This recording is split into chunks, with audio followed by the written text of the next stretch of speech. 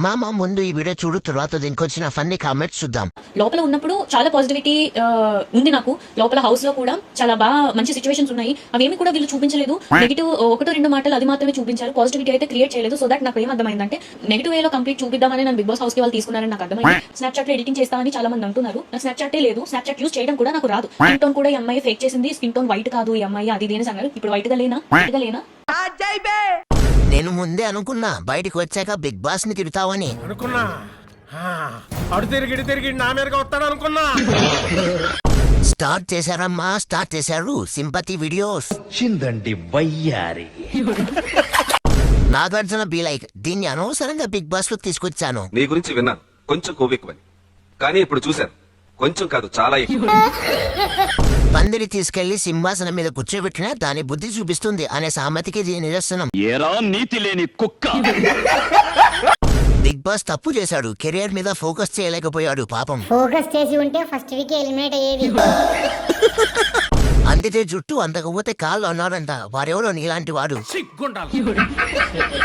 బొక్కలో కవరింగ్ ఆపు, నీ ఒరిజినల్ ఫేస్ బయట పడింది గాని. ఎవరే నువ్వు? గ్రహాంతరవాసి కప్పలా ఉన్నావు.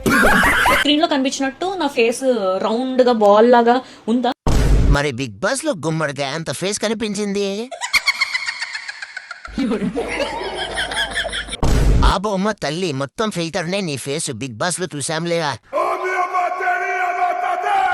ఏంటి చిట్టి ఇలా అయిపోయావు?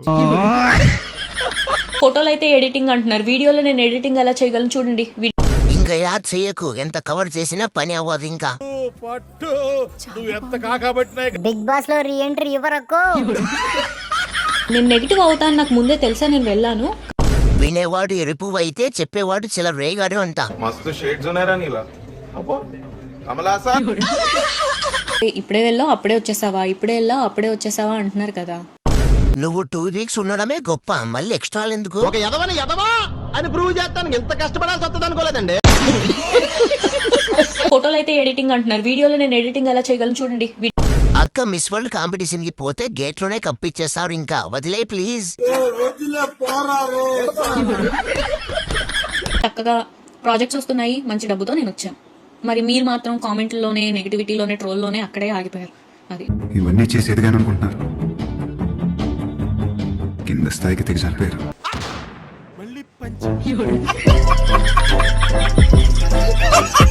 ఇలాంటి చాలా ఉన్నాయి ఇంకా. దాచాం కుప్పలుగా.